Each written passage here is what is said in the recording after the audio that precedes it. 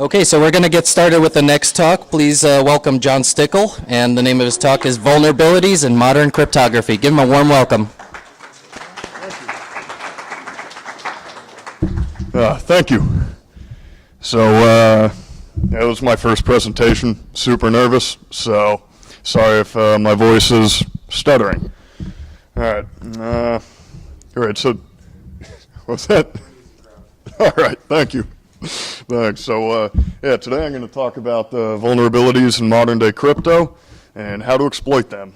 So my name's John Stickle. I'm a security researcher with Coalfire Labs, mostly doing penetration testing and exploit dev.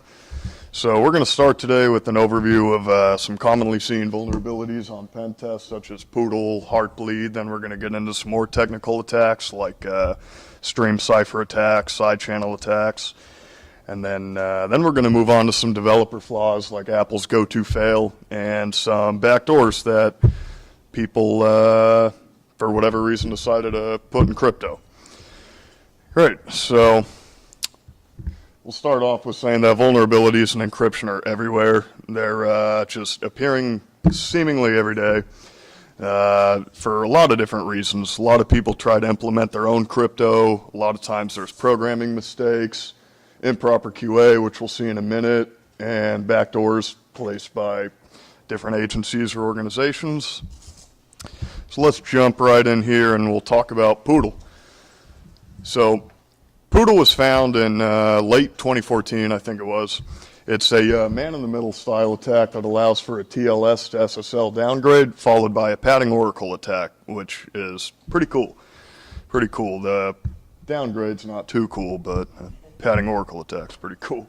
So this is how the downgrade works. Can everyone still hear me? Yeah. Cool. All right. So we have the client here, the server there. We're just chilling right here. We're the man in the middle. And so when the client goes to establish a connection with the server, it's like, hey, you speak TLS? And then we say, no, we don't speak TLS. We only speak SSL because SSL is vulnerable. And then he's like, really? What about TLS 1.1? Nope. TLS 1.0? No. And then finally the client gives in and he's like, all right, let's speak in SSL 3.0. And that's great because now we can go ahead and perform a padding oracle attack on it. So in order to understand padding oracle attacks, let's first understand a little bit about padding. So this slide's kind of weird, but somewhat straightforward, I hope.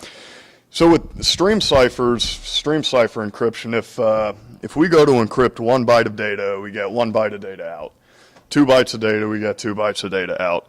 But with block ciphers, which CBC mode encryption works in blocks, if we go to encrypt 1 byte of data, we get 16 bytes out. 2 bytes of data, again, 16 bytes out. Now, the rest of the bytes that we get are padding.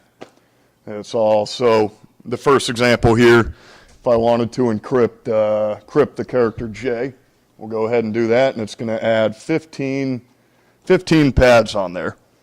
So our goal is to figure out what the value of the pads are, because if we can figure out what the value of the pads are in an encrypted message, then we can go ahead, we have known plain text, and then we can go ahead and perform a known plain text attack on it. So how do we know what value these pads have? Well, what's it called? PCKS7 states that the padding value equals the number of pads left to fill. So here, we only encrypted a J. We have 15 pads left. So the pad value is 15. And then for the message hello, we have 11 pads left. So the pad value there is 11. So this is how we go ahead and perform the padding oracle attack to figure out what these pad values are. We start guessing. And the beautiful thing about the server is the server tells us whether we're right or wrong with the padding value. So the server is going to be like, hey, you have a padding error. You have a padding error when we're trying 1, 2, and then once it doesn't say that we have a padding error, we know that we have the correct padding. So here's a visual example of it. I'm really glad that that text isn't too small. So in order to start guessing the padding value, we begin incrementing values within the initialization vector right here. We do this all the way until we don't receive a padding error. Once we don't receive a padding error, we know that we have the correct padding. So once we do have the correct padding, we go ahead and we XOR that with the modified initialization vector value. So if we had to change this 1 to a 4 in order to get the right padding, then we XOR our padding value with the 4. And then after that, we receive a byte from the key stream. Once we have a byte from the key stream, we can go ahead and have fun and decrypt the rest of the data by XORing that against the original IV value. So that would be a 1 in this case. And then we receive our plain text.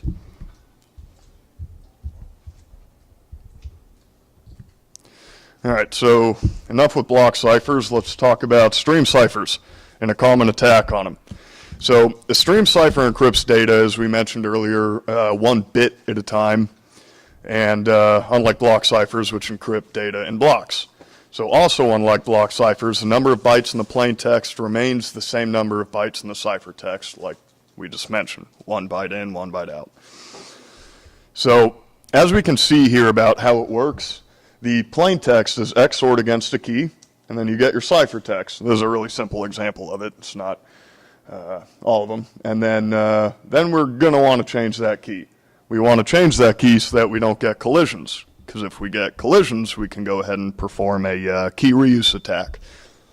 Like if I wanted to encrypt the plain text John, then I get my cipher text. Then I want to encrypt the plain text of John again. I don't want to get the same cipher text. That's not cool. So as we just said, collisions occur when we utilize the same key to encrypt 2 different messages. So XOR is pretty cool. So let's imagine that we just encrypted 2 different messages with the same key. If we XOR those 2 messages together, the encryption key cancels out and we get an overlay of the actual text. Here is a visual example of that. So right here we have an encrypted picture of a smiley face encrypted with a key, and then we have a picture of the text send cache encrypted with the same key as this. So if we go ahead and we XOR these 2 messages together, we receive an overlay right there. See the smiley face, the send cache. That's how that goes. So key reuse is pretty bad. Don't do it. So side channel attacks are indirect attacks on crypto systems. These are pretty sweet. So we can think of them as utilizing information like the power that the machine's using, what the time on the clock is, how much battery it has left. We can use cool stuff like that to go ahead and attack a crypto system. So here's a theoretical example. So it's our birthday, a friend got us a gift. We want to figure out what that gift is. Here's an example of a side channel. So this right here is the side channel. Boom. All right. So we ask him, hey, is it a new watch? And he looks at us and he goes, no, with the neutral facial expression, staring at your eyes. And then you ask, is it a hat? He looks at you again, same neutral expression, no. And then we ask him, is it a computer? His expression gets all excited, his eyes light up. Well, looks like it's a computer. So that's how we use the side channel of information to go ahead and figure that out. So we can relate this to crypto in a few different ways. Let's go from theoretical to practical. There we go. All right.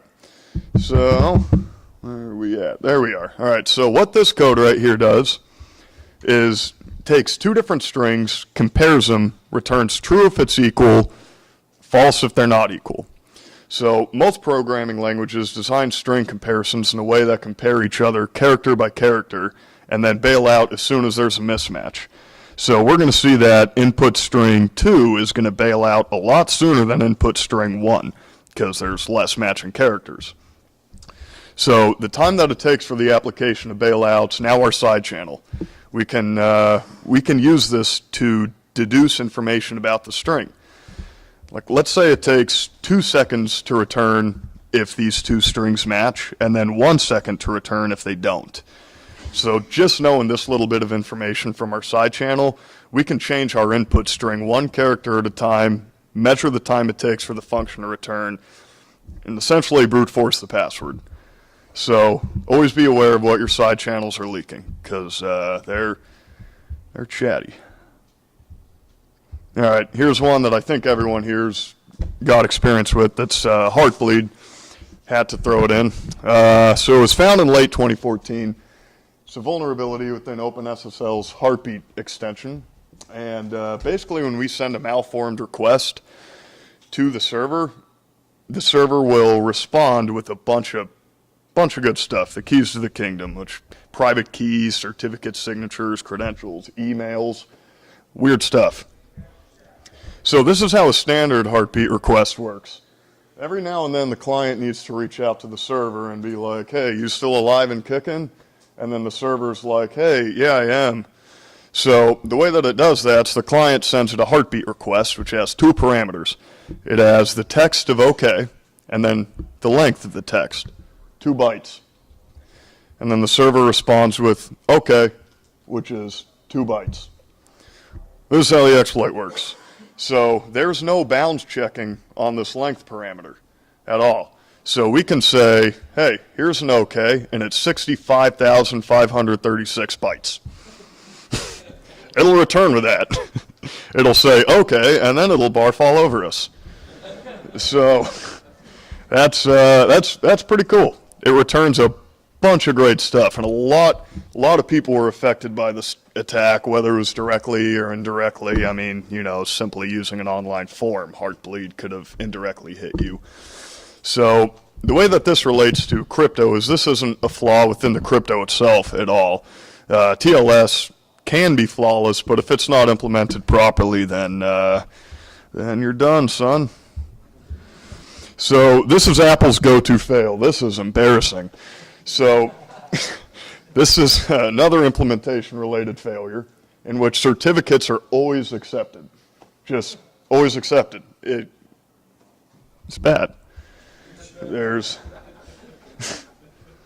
So here's how it happens. So go-to fail is called twice. It's called twice. And so now it's always going to be called. Always. And then it's going to skip some key verifications right here, which have to deal with, you know, verifying that the certificate's valid, not malicious. So that happened. And that's why you should always QA your code, because it's really weird that this bug got past QA. A lot of people, there's conspiracy theories around this one saying it's a backdoor, you know, backdoor placed by either Apple or the developer who's going to cash out on a CVE later. Not sure how this happened, but it did. So Apple's not the only culprit. This hit Linux too. This hit a lot of Linux distros, including Ubuntu, Debian, Arch, got a lot of them. And it was a vulnerability in the, is it GNU TLS or GNU TLS? GNU, thank you. In the GNU TLS library. It's really similar to go-to-fail. Instead of a misplaced go-to-fail, we have a misplaced go-to-cleanup, which it does similar. And so again, proper QA would have prevented this bug from being released. But this guy's the culprit right here. I should have drawn an arrow. That go-to-cleanup, now go-to-cleanup's always going to get called during the certificate check, and again, skip some validity measures. So that's not good at all. Very similar to go-to-fail, but it hit Linux. Oh, and also this failure. So what we can do with this is use a self-signed certificate and pose as an authenticated operator of a vulnerable website. We could do that. We could go ahead and perform a man-in-the-middle attack with it. There are a few things we could do. But again, proper QA. Your encryption can be flawless, but if you don't implement it right, not good. All right, so we can't have a crypto talk without mentioning dual EC DRBG, which is it's a random numerator that was, well, it contains a backdoor. It was approved by NIST as a standard for 7 years and then adopted by companies such as Microsoft and Cisco to use in their crypto. So this is how it's supposed to work. It might look a little daunting, but it's not. We have a sequence that goes to an update function and then outputs a random bit. That's pretty much all it is. Nothing too fancy. Sequence is represented by S, update function is represented by F. I am going through these slides way too fast. Okay, so given the random number, there's a way to deduce what the sequence of the output values will be. That's what the backdoor is. This should have no idea about that, but they know each other. And because of that, we can go ahead and brute force all of the random numbers. So there's a lot of exploits online demonstrating this, and its impact hit pretty far and wide. Pretty far and wide. As I mentioned, there was a lot of sketchiness surrounding this one too. Speaking of conspiracy theories, it's alleged that NIST and the RSA may have been involved, knowing that it was a backdoor before releasing it. It's food for thought. It's worth a Google. Definitely worth a Google. So, this talk might unfortunately end a little early, but getting there. All right, so the TS550 EVO. So I found this one during some independent research. I forget if it was this year or last year, but recently. So the TS550 is a large-scale fuel management system that controls fuel levels, sensor alarms, and whatnot. So it also has a user that's diagnostic level. So this diagnostic user has full reign across the entire system. He can do whatever. He's better than an admin. And so a weird thing is that their password is hiding right here. Every time that we make a specific post to a specific CGI element, a specific key is returned along with the response. It's kind of weird. So this key, when you desencrypt it with 2 A's and send it back, is a valid password for the user. Talk about a backdoor. Wow. So I'm not sure if this was a programming mistake or not, though. Could have been just a programming mistake. Can't get hit for slander. All right, so today, that sped through that. It's supposed to be another 5 minutes or so. Hopefully there's questions. So today we saw a couple vulnerabilities, cryptographic related, and backdoors. So I'd like the main takeaway from this talk to be always try to look for vulnerabilities and exploit crypto systems, especially if somebody made it themselves. You get weird stuff like key reuse attacks, non-randomized initialization vectors. It's a mess. Crypto's hard to implement. It's really hard to implement. It's like a glass house, and if one thing's wrong, the whole house falls. Not good. Not good at all. So, yeah, there's a lot more out there that are still undiscovered, like go-to-fail. That was undiscovered for many years, and that was just blatantly obvious. And the go-to-fail was open source. So, figure that one out. And I'm not sure if GNU TLS was too, but it might have been. It might have been. It is? Okay, all right, thank you. Pardon me? So was OpenSSL. Ah, you're right. Yep, thank you. Thank you. Cool, so I guess we're about 5 minutes short. Is there any questions? Sorry I sped through it. I was going to say your string comparison thing isn't just made up. I had a friend write like basically a spin lock for a password. Yeah. Character and measure the time delay for the string comparison on a smart break. Oh, that is sweet. On a what? It looked like a Matrix kind of hacking movie thing. Oh, man. Oh, that is pretty cool. Yeah. That is cool. There. Oh, go ahead. Whichever. I want to know how you found the backdoor in the fuel sensor. Sure. So that was basically just doing some independent research on a lot of random stuff out there. And we ended up just noticing that a key came back during one request that we made. There was just a randomized key that came back. That was pretty weird. And then just ended up utilizing that as a password. And within the, what was it in the manual? So the manual was giving away a lot about the diagnostic user. And grab this. So we knew to look out for a diagnostic user first. And then from there, we went ahead and just made that request, got the key, and then started looking at the key a little bit more heavily. I forgot how we found out that it was 2 A's. That one, I was trying to figure that one out before the talk, and couldn't do it, but it was 2 A's. Very weird. Are you familiar with crack.sh? No, sir. That's FPGA-based des cracker. Really? It's got rainbow tables, so if you Yeah. put plain text, you can crack it and they go one. Oh, it's called crack.sh? Made by Dave Bolton. Yeah. Okay. Oh, cool. I'm going to write that one down. Thank you. Nope, go ahead. You also forgot the Debian weak SSH private public key pairs. Oh, God, yes, I did. Yep, yes, I did. I was thinking about it, but... 5 more minutes to talk. No, I wasn't sure if it was, well, I guess it is related, but yeah. Next time. Hey.